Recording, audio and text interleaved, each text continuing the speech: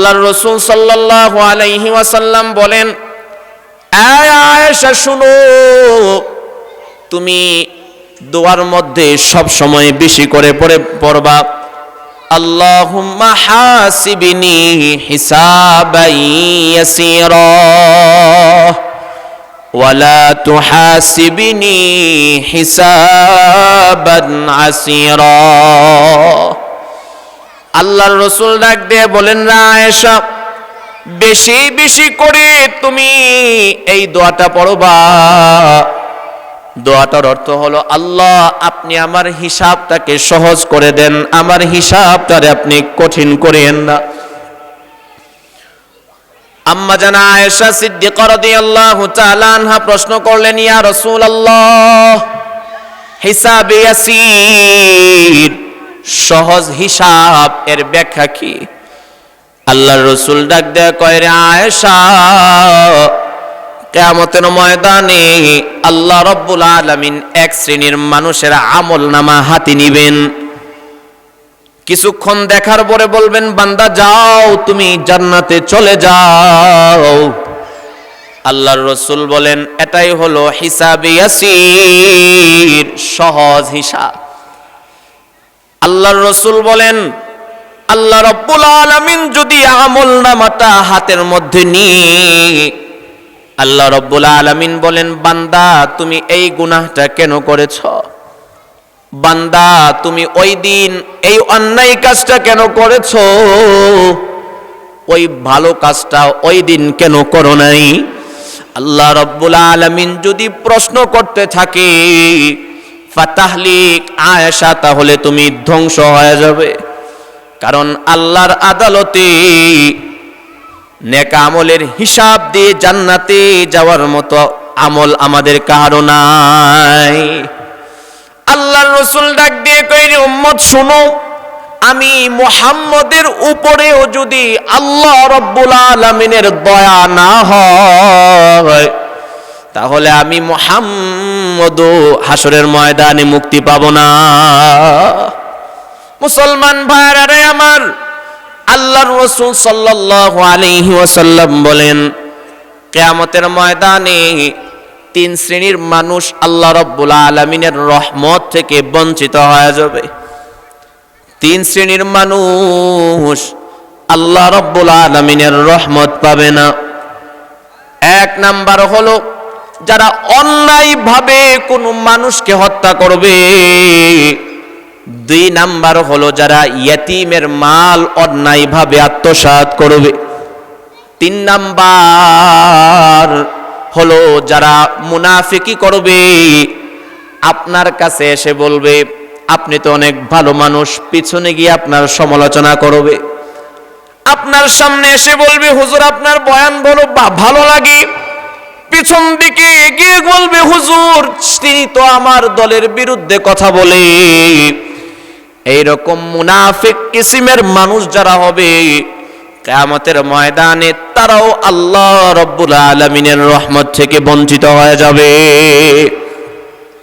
মুসলমান ভাইরা রে আমার, কিয়ামতের ময়দান বড় ভয়ঙ্কর অবস্থা হবে। ওই দিন সমস্ত ক্ষমতা একমাত্র আল্লাহর হাতে থাকবে। আল্লাহ রাব্বুল আলামিন বলেন, ফালা তুজলামু নাফসুন শাইআ। এই দুনিয়ার মানুষ শুনো, আমি আল্লাহ কিয়ামতের ময়দানে বিন্দু মাত্র কারো প্রতি জুলুম করব না। দুনিয়ার মধ্যে আমরা দেখেছি, মানুষ যখন ক্ষমতা পায় অনেক সময় অনেকের ক্ষেত্রে জুলুম করে বসে। কিন্তু আল্লাহ রাব্বুল আলামিন ডাক দিয়ে কয়, রে গোলাম, কিয়ামতের ময়দানে আমি আল্লাহর কাছে সমস্ত ক্ষমতা থাকবে। আমি আল্লাহ বিন্দু মাত্র কারো প্রতি জুলুম করব না। বুখারী শরীফের মধ্যে হাদিস আসছে, এক লোক সে জাহান্নামের মধ্যে জোরে জোরে কান্না করতে থাকবে, জোরে জোরে চিৎকার করতে থাকবে। আল্লাহ রাব্বুল আলামিন ডাক দিয়ে বলবেন, বান্দা তুমি এত জোরে জোরে কান্না করো কেন? ওই লোক ডাক দিয়ে বলবেন, আল্লাহ, জাহান্নামের আগুন সহ্য হয় না, একটা বারের জন্য তুমি আমাকে জাহান্নাম থেকে একটু উঠাও না। আল্লাহ রাব্বুল আলামিন বলবেন, আর কিন্তু কোনো কিছু চাইতে পারবা না। বান্দাটা বলবে, আল্লাহ, একটা বারের জন্য তুমি আমাকে জাহান্নাম থেকে উঠাও, ভুলেও তোমার কাছে আর কোনো কিছু চাইবো না। আল্লাহ রাব্বুল আলামিন ফেরেশতাদেরকে ডাক দিয়ে বলবেন, এই ফেরেশতারা, আমার এই বান্দাটারে জাহান্নাম থেকে একটু উঠাও তো দেখি।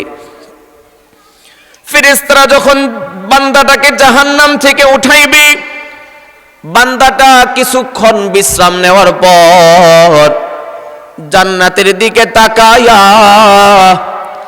আল্লাহরে ডাক দিয়ে বলবে, রে মালিক, তোমার জাহান্নাম কত সুন্দর, একটা বারের জন্য তুমি আমাকে জান্নাতটা দেখার অনুমতি দাও। আল্লাহ রাব্বুল আলামিন বলবেন, বান্দা, তুমি না বলেছো আমার কাছে কোনো কিছু চাইবা না? বান্দা বলবে, আল্লাহ, জান্নাতের ভিতরে ঢুকবো না, শুধু বাহির থেকে একটু দেখে চলে আসব। আল্লাহ রাব্বুল আলামিন ফেরেশতাদেরকে বলবেন, আমার এই বান্দাটারে জান্নাতের দরওয়াজা পর্যন্ত নিয়ে যাও। বান্দাটা জান্নাতের দরওয়াজার মধ্যে দাঁড়ায়া জান্নাতের নাজ নিয়ামতগুলো দেখতে থাকবে। মানুষ কত সুখে শান্তিতে জীবন যাপন করতেছে, এগুলো দেখতে দেখতে এক পর্যায়ে আল্লাহরে ডাক দিয়ে বলবে, রে মালিক, তুমি দয়া করে আমাকে জাহান্নাম থেকে উঠাইলা, জান্নাতের দরওয়াজা পর্যন্ত এনে দাঁড় করায়া দিলা। আল্লাহ, একটা বারের জন্য তুমি আমাকে জান্নাতের ভিতরে যাওয়ার অনুমতিটা দেয়া দাও না। আল্লাহ রাব্বুল আলামিন বলবেন, বান্দা, তুমি না বলেছো আমার কাছে আর কোনো কিছু চাইবা না?